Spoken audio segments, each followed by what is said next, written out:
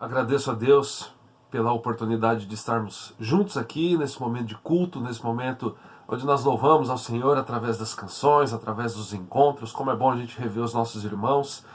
Ainda neste regime de encontros virtuais, ainda estamos sem os nossos encontros presenciais na igreja, mas com a expectativa, com a esperança de que tão logo, tão em breve, o mais breve possível, nós possamos retomar aí as nossas atividades.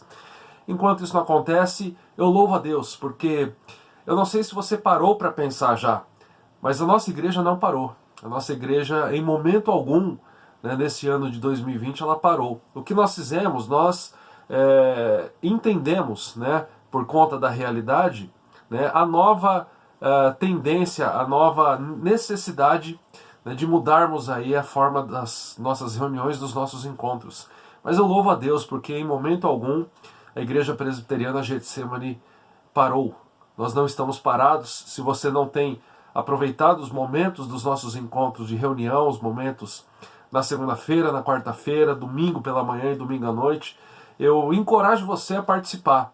Nós queremos o mais breve possível retomarmos as nossas atividades. Enquanto isso não acontecer, a igreja não está parada, graças a Deus. Os irmãos estão em oração uns pelos outros, estão ativos na vida, na comunhão uns dos outros. Isso é bênção do Senhor para nós. É bênção estarmos vivos. E eu queria, nesse momento, refletir um pouco com você sobre o propósito da nossa vida. Meus irmãos, a gente passa por um momento muito difícil. Ser cristão nos nossos dias é algo ofensivo para muitas pessoas, né? Eu não sei se você tem acompanhado as notícias. Eu vi algumas essa semana, eu fiquei muito triste, mas ao mesmo tempo tranquilo por saber que a Bíblia já nos assegura, que todo aquele que quer viver de forma piedosa encontrará perseguição, enfrentará perseguição. Algumas notícias que eu vi diziam que está havendo aí uma perseguição religiosa por parte do governo. Por quê? Pelo simples fato de alguns cargos serem ocupados por cristãos. Então olha só aonde nós estamos chegando. Estamos vivendo dias onde algumas celebridades estão querendo a propagação de livros infantis com a ideologia LGBT. Ou seja, ensinando às crianças a questão da homossexualidade. Isso é bom, isso é bonito, isso é saudável, e a gente sabe que isso é pecado, isso é fruto da queda do pecado. Outras notícias também, dependendo do viés ideológico, político que a pessoa tiver, ela é censurada, dependendo do viés ela não é. Então a gente está passando por um momento muito difícil, e neste sentido a gente precisa parar por um instante e refletir sobre a nossa identidade, sobre o nosso papel como cristãos. E tem um texto bíblico que está na segunda carta do apóstolo Paulo ao jovem Timóteo. Eu gostaria que você lesse, acompanhasse. 2 Timóteo, capítulo 4, do verso 1 até o verso 5, é um texto que nos esclarece sobre um ponto muito importante, o propósito que nós temos na nossa vida. Então eu vou ler o texto, 2 de Timóteo 4, do primeiro verso até o verso 5. Conjuro-te perante Deus e Cristo Jesus, que há de julgar vivos e mortos pela sua manifestação e pelo seu reino. Prega a palavra, insta, quer seja oportuno, quer não, corrige, repreende, exorta com toda longanimidade e doutrina, pois haverá tempo em que não suportarão a sã doutrina. Pelo contrário, cercar-se-ão de mestres, segundo as suas próprias cobiças, como que sentindo coceira nos ouvidos, e se recusarão a dar ouvidos à verdade, entregando-se às fábulas. Tu, porém, sê sóbrio em todas as coisas, suporta as aflições, faz o trabalho de um evangelista, cumpre cabalmente o teu ministério. A gente precisa lembrar aqui que a primeira e a segunda carta a Timóteo e também a carta de Tito são consideradas as pastorais, as epístolas pastorais. Mas engana-se quem pensa que esses livros devem ser lidos apenas pelos pastores. Tem o viés do ensino sobre o papel da liderança, e como líderes cabem aqueles que são assim chamados pelo Senhor a observar essas cartas, para que ali seja uma fonte, uma grande referência para um ministério abençoado e abençoador na vida das pessoas. Mas a gente precisa lembrar de uma questão aqui, todos os líderes, antes de sermos líderes, somos cristãos. E então, 1ª e 2ª de Timóteo e Tito também são cartas que devem ser lidas e estudadas por todos nós. E ela tem esse viés, dentre tantos outros ensinos, de que a gente possa, através do seu ensino, através da apreensão da sua mensagem, entendermos qual é de fato o propósito das nossas vidas. Falando de propósito, a gente precisa se perguntar como de fato eu tenho vivido. Eu tenho vivido com saúde espiritual. A gente fala muito nesses dias, tem se falado muito da ideia de saúde emocional, pessoas emocionalmente sadias, mas a gente precisa também pensar, nós que somos povo do Senhor, na questão da espiritualidade. Tem muita gente desassociando a vida emocional da vida espiritual, e eu gosto muito de ir pelo sentido oposto. Eu gosto muito da linha do autor norte-americano Peter Scazzero, que escreve um livro muito famoso, Espiritualidade Emocionalmente Saudável. Por quê? Porque nós sabemos que faz parte também da nossa existência, não só as nossas emoções, não só a nossa vida física, a nossa saúde física, não só a saúde emocional, mas também a nossa espiritualidade. O pecado, ele cega esse entendimento na vida de muitas pessoas que ainda não tiveram um encontro com Cristo, mas eu e você já tivemos. Já fomos resgatados, até engasguei, já fomos restaurados pelo Senhor. E entendemos então que nós somos eternos, que possuímos o Espírito Santo, que temos vida espiritual. Então a gente cuida também da nossa espiritualidade. E falando sobre essa questão, eu li um artigo essa semana de um pastor que também é bem ativo nas redes sociais, chamado Renato Vargens, e ele trabalhava a questão dessa saúde, da falta de saúde espiritual na vida de muitas igrejas. E ele escreve um artigo intitulado 4 razões porque a igreja brasileira está lotada de falsos convertidos, e esse título me chamou a atenção. E neste artigo ele fala exatamente sobre a falta de relevância que é encontrada em muitas comunidades evangélicas, em muitas igrejas locais dos nossos dias. A falta de saúde espiritual em muitas igrejas locais. E ele elenca ali, ele enumera 4 razões para a falta dessa saúde espiritual. Vou ler aqui para vocês. A primeira razão que ele coloca, ele diz assim: nós abandonamos a pregação e a exposição das Escrituras. Então, muitas igrejas, elas não se preocupam em pregar o que a Bíblia diz, elas se preocupam em pregar ideias e filosofias e ideologias que muitas vezes não tem nada a ver com a orientação, com o ensino bíblico. Segunda razão, ele diz: nós terceirizamos a liturgia, entregando na mão de músicos despreparados teologicamente a condução do culto, fazendo referência aqui a muitas vezes um emocionalismo barato, que ele vem recheado de frases de viés puramente humanísticos, coisas que estão desassociadas da Escritura. O terceiro ponto, ele diz: a transformação do culto de louvar a Deus num culto de promoção de entretenimento. Muitas pessoas procuram uma igreja hoje da mesma maneira como elas procuram um bom restaurante, ou da mesma maneira que elas procuram um bom cinema. Vamos lá para ver se o filme é bom. Uma prova disso é quantas e quantas vezes ao final dos cultos, em rodas de conversas, as pessoas dizem: hoje eu gostei, hoje eu não gostei. Nós não estamos na igreja para gostar ou não gostar. Nós estamos na igreja para louvar, para adorar o Senhor. E o quarto critério que me chamou mais atenção, ele diz o seguinte: o critério usado para alguém se tornar membro das nossas igrejas é raso, superficial e inconsistente. E ele explica dizendo o seguinte, abre aspas: diante disso, vale a pena perguntar: será que as portas de entrada das nossas igrejas não estão escancaradas demais? Ora, não sei se você já percebeu, mas para se tornar membro de uma igreja local não precisa de muita coisa, não é mesmo? Basta um indivíduo levantar a sua mão, confessar Jesus, que tornar-se-á membro de uma igreja local, sem, contudo, que de fato tenhamos certeza de que nasceu de novo. Fecha aspas. Então, o que ele quer dizer com esse ponto aqui?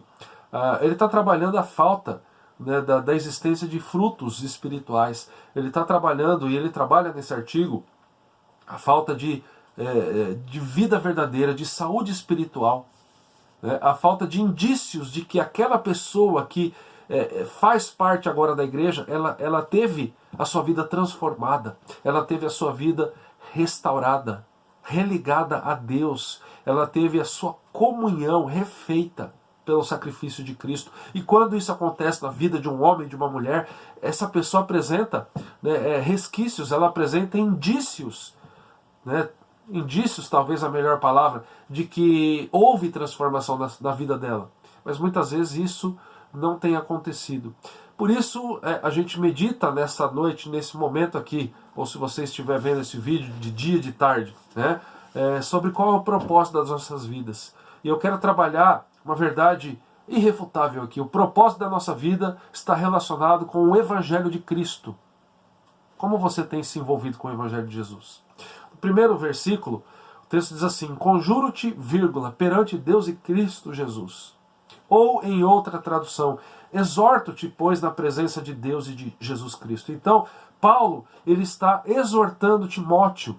Ele está querendo que Timóteo enxergue o quê? Que toda a sabedoria, né, que está contida nas Escrituras, e que nem nós e nem os mestres devemos buscá-la, essa sabedoria, de alguma outra fonte. Ele está querendo dizer que a gente precisa entender que a pregação da palavra é necessária para as nossas vidas. E que se eu quero viver de forma a agradar a Deus, se eu tenho, né, esse sentimento, se eu tenho o entendimento de que Jesus entra na minha vida, existe um propósito, e qual é esse propósito? Eu preciso entender, esse propósito está relacionado, né, com a revelação de Deus para nós. Então, eu preciso, não apenas os líderes. João Calvino, comentando esse texto, ele diz assim: pode parecer que os líderes não são necessários, porque basta a gente ter a Bíblia e estudar, mas ele está dizendo o seguinte: não é assim que Deus faz. Deus chama homens e mulheres e os capacita para o ensino da palavra, para que as pessoas possam entender que, muito além de ler, o que de fato é necessário é a gente viver de acordo com a sabedoria que está contida na Bíblia. Meu irmão, minha irmã, qual é o seu relacionamento? Como você se relaciona com a palavra do Senhor? Calvino ainda vai dizer: a gente não deve se contentar com a leitura silenciosa das Escrituras. Porque se a gente faz isso, a gente não está de fato obedecendo a Deus. Lembra do Salmo 1? Né? Bem-aventurado, feliz, verdadeiramente feliz é aquele que medita na palavra. Então, o que o texto está dizendo aqui? Paulo ele fala para Timóteo: eu exorto a você na presença de Deus e na presença de Jesus Cristo. Perceba a importância, perceba a ênfase que existe relacionada aqui com a palavra do Senhor. Se eu quero entender qual é o propósito de Deus para a minha vida, se eu quero entender o porquê eu estou aqui, se eu quero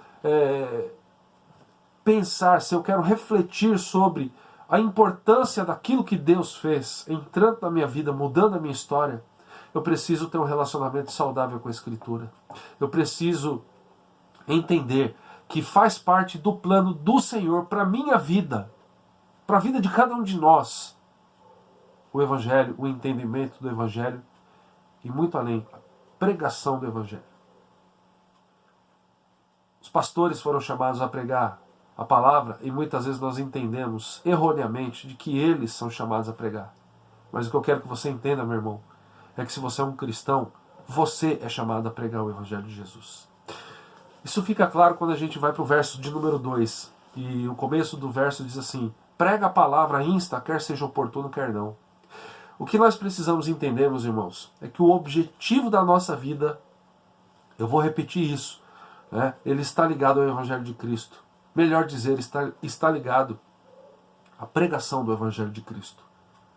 Para por um momento e reflita aí no seu dia, reflita aí na sua vida, na forma que você vive, reflita na sua agenda, reflita aí nas prioridades que você tem, e chegue à conclusão: isso tudo está relacionado com o Evangelho de Cristo? Ou melhor, como o Evangelho de Cristo se relaciona na minha vida? Como a minha lista de atividades, como o uso que eu faço do tempo mostra ou deixa de mostrar o meu relacionamento com o Evangelho?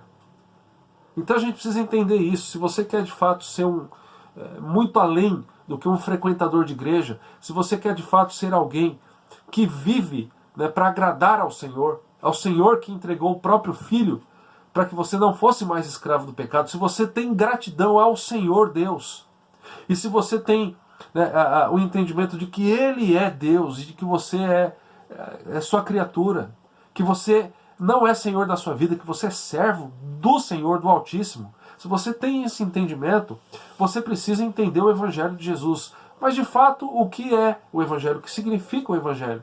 Eu me recordo aqui de um curso que eu fiz, já passei isso na Getsemane, nós já estudamos isso na escola dominical, mas vale a pena a gente relembrar.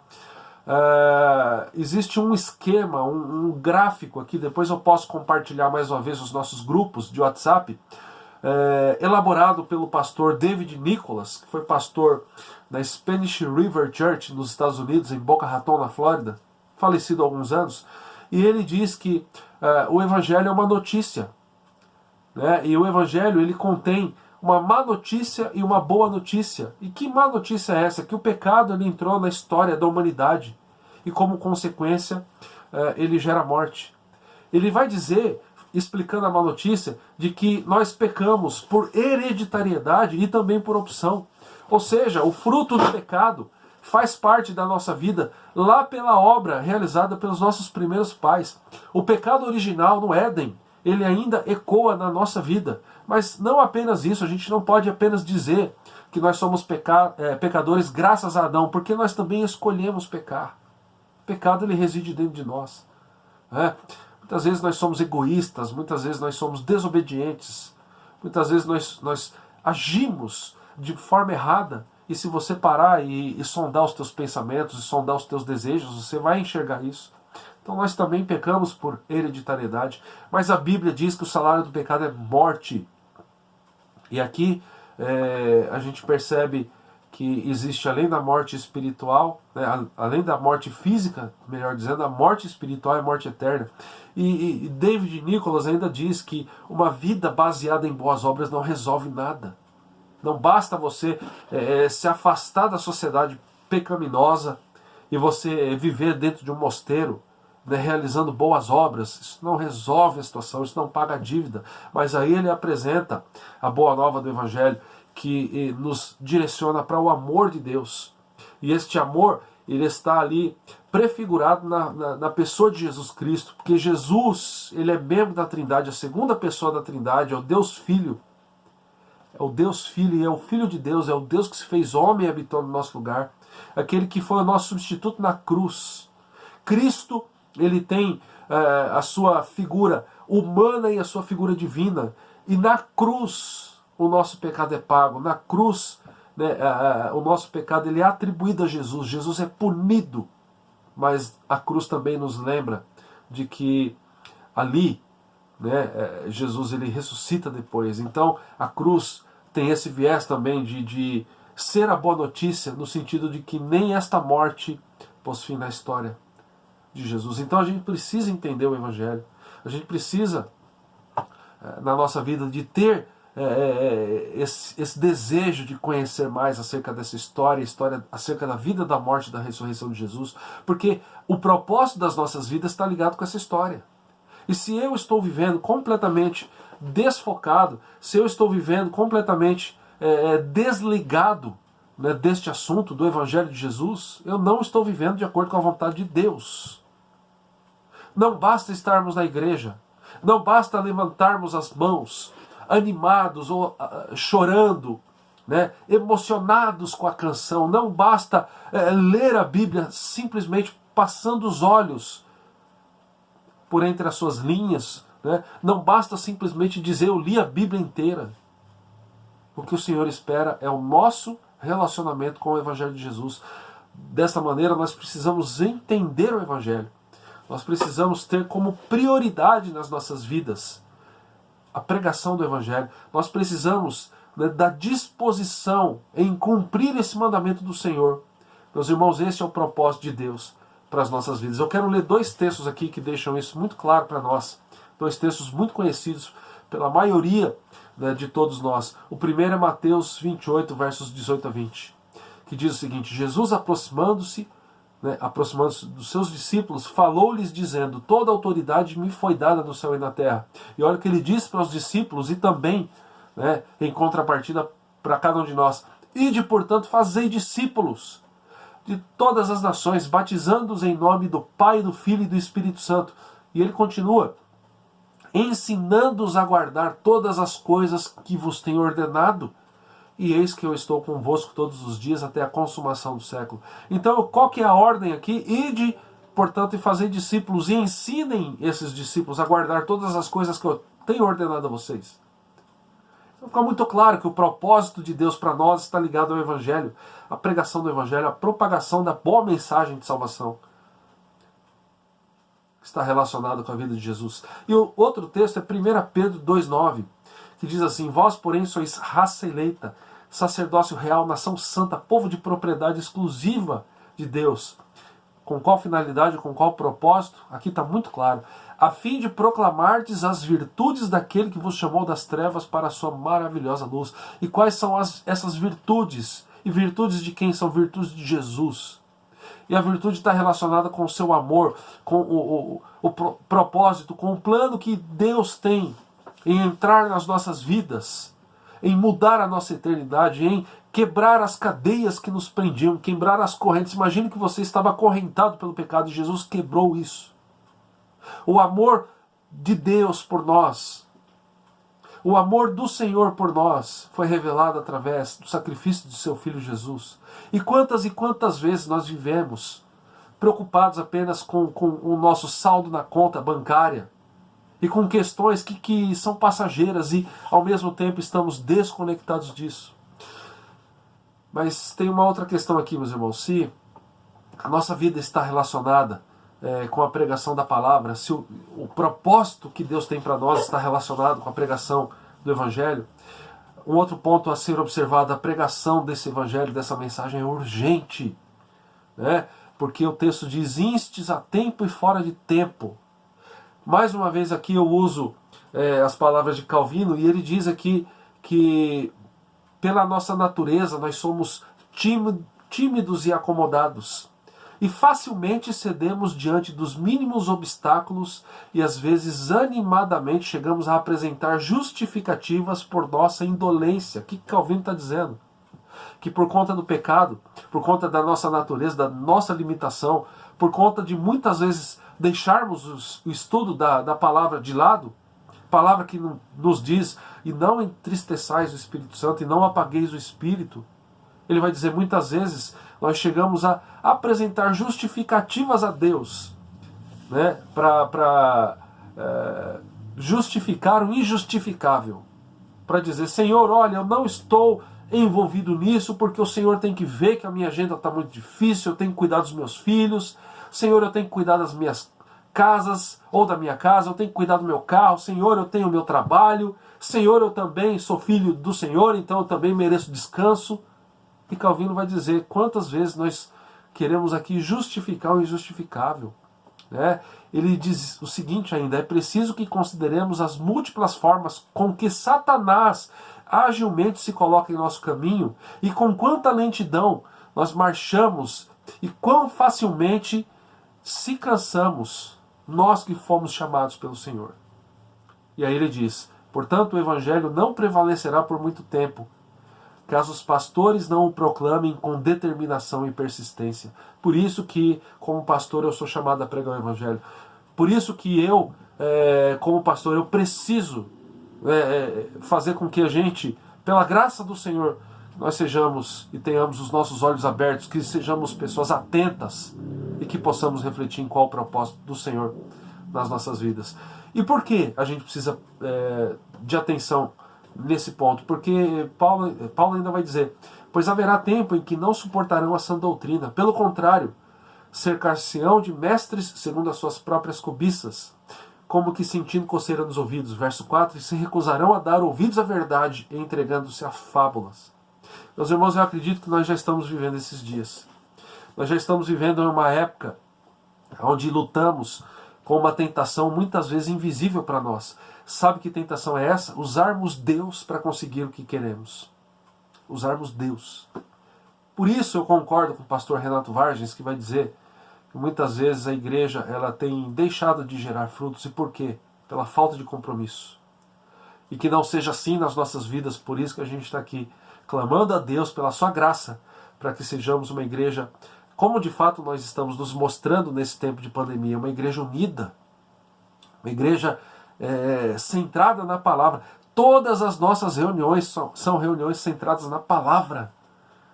Todas as nossas reuniões estão direcionadas, né, para a cruz de Jesus, graças a Deus por isso. E a gente precisa observar, nós precisamos aqui refletir na questão do propósito, para não cairmos na tentação de usarmos a Deus para conseguir o que queremos. E aqui, para a gente fazer essa reflexão, a gente precisa observar sempre as nossas orações. Qual o conteúdo das nossas orações? São apenas pedidos de cura, libertação, paz e prosperidade? Ou nós também oramos para que Deus nos dê sabedoria e assim possamos obedecer aquilo que Ele espera de cada um de nós? Meus irmãos, sempre deve fazer parte das nossas orações. Eu vou levantar algumas questões aqui. A adoração. Leia as orações contidas na Bíblia. Leia a oração de Daniel, capítulo 9. Leia a oração de Salomão, primeiro Crônicas, primeiro livro das Crônicas, capítulo 6. Leia lá a oração de Salomão. Leia nos Salmos as orações de Davi. Você sempre vai perceber a adoração ao Senhor. Exaltação à pessoa de Deus. Exaltação à sua criação. Exaltação à sua soberania, à sua majestade e glória. Também deve fazer parte das nossas orações, além da adoração, sabedoria. Sabedoria para vivermos centrados no propósito que Deus tem para nós. Sabedoria para entendermos mais o Evangelho de Jesus. Direcionamento também para que estejamos centrados na vontade soberana do Senhor. Sabe por quê? Porque o texto diz ainda no verso 5, tu, porém, depois de dizer que muitas pessoas estão cansadas e não dão ouvidos à verdade, ele direciona aqui uma mensagem para Timóteo. Eu fico imaginando ele colocando a mão em Timóteo depois e perguntando para ele, você leu lá o que eu disse para você? Lembra que eu disse, ser sóbrio em todas as coisas, suporta as aflições, faz o trabalho de um evangelista, cumpre cabalmente o teu ministério. Ao contrário, meus irmãos, das pessoas que não suportam a sã doutrina, verso 3, pelo contrário, cercam-se de mestres segundo as suas próprias cobiças, segundo a sua própria vontade, cercam-se de pessoas que pregam aquilo que nós queremos ouvir, aquilo que massageia o nosso ego. Existe uma pregação centrada no homem, centrada na felicidade humana, desvinculada do sacrifício de Cristo. Existe pregação desse tipo nos nossos dias. Existem pessoas que amam, adoram essas pregações, porque elas querem estar na igreja e saírem dali com o sentimento de que eu sou a pessoa mais importante do mundo. E ainda, ao contrário das pessoas, como Paulo vai dizer no verso 4, que se recusam a dar ouvidos à verdade e entregam-se a fábulas, eu e você, nós devemos usar a nossa vida para obedecer os propósitos de Deus e não usar Deus para alcançar os nossos propósitos. Vou dizer mais uma vez, nós devemos usar a nossa vida, viver com o intuito de obedecer aos propósitos de Deus e não usar Deus para alcançar os nossos propósitos, os nossos sonhos. E isso consiste em vivermos como discípulos de Jesus. Me recordo de ter ouvido certa vez o reverendo Hernandes Dias Lopes dizendo o seguinte, que existem homens que são gigantes aos olhos do mundo, mas são os nanicos no reino de Deus. E ele explicava, e essa afirmação consiste no quê? Consiste na realidade existente, em muitos lugares, em muitas igrejas. É gente que vive atrás de dinheiro, é gente que vive para ser reconhecido como um grande executivo, como um grande profissional na sua área de atuação. É gente que estuda, é gente que usa os seus dons, usa a sua mente, usa o seu raciocínio, usa a inteligência que Deus deu para fins meramente pessoais. E ao mesmo tempo essas pessoas que têm tantos dons não usam esses dons para a honra e para o louvor e para o engrandecimento do nome de Deus. Pessoas que no seu ramo de atuação são consideradas como grandes profissionais, mas gente que não sabe se Abacuque está na Bíblia e se está no Novo ou no Antigo Testamento. Homens que têm desenvoltura a falar no seu ramo de atuação, mas gente que tem vergonha de fazer uma oração em público. E tem mesmo gente que tem vergonha de orar, mas eu menciono isso no sentido de que essa vergonha muitas vezes está relacionada com a falta da prática. É gente que não ora, é gente que não lê. Então, meus irmãos, que a gente possa clamar pela graça do Senhor nas nossas vidas e, ao invés de usar Deus para alcançar os nossos propósitos, que tenhamos sabedoria, que entendamos que o propósito é usar a nossa vida para obedecer à vontade do Senhor. E que desta forma o Senhor olhe para nós e Ele se agrade de nós. Preciso da graça do Senhor para cumprir isso na minha vida. Tenho certeza que você precisa também na sua. Dessa forma vamos orar e pedir. E meu irmão, ore com profunda sinceridade, com profundo temor diante de Deus, com profundo respeito por quem Ele é, para que de fato sejamos usados para a honra e glória do Senhor. Pai, estamos aqui nesse momento em oração, diante da Tua palavra, pedimos, ó Pai, que o Senhor nos livre da tentação de usarmos ao Senhor para aquilo que queremos, mas ao contrário disso, nos dê sabedoria, que sejamos verdadeiros evangelistas, verdadeiros pregadores da palavra do Senhor, que o Evangelho, Pai, seja central nas nossas vidas, seja aquilo que faz o nosso coração se alegrar, seja aquilo que ocupe a nossa mente, de forma a sermos usados de acordo com a Tua vontade, para a honra e glória do Teu nome. Perdoa os nossos pecados e perdoa-nos quando nos afastamos desse propósito. Que o Senhor, ó Pai, mude as nossas vidas para a honra e glória do Teu nome. Seja engrandecido, ó Deus, das nossas vidas. Tu és o nosso Deus, Tu és o nosso Senhor, digno de toda a honra, glória e adoração. Oramos em nome do Senhor Jesus. Amém. Amém. Que a graça do nosso Senhor e Salvador Jesus, que o amor do nosso amado e eterno Pai, que a comunhão e o consolo do Espírito Santo estejam sobre nós hoje e para todo sempre. Amém e amém. Use a sua vida para obedecer aos propósitos do Senhor. É esse o desejo do Senhor para a tua vida. Deus te abençoe.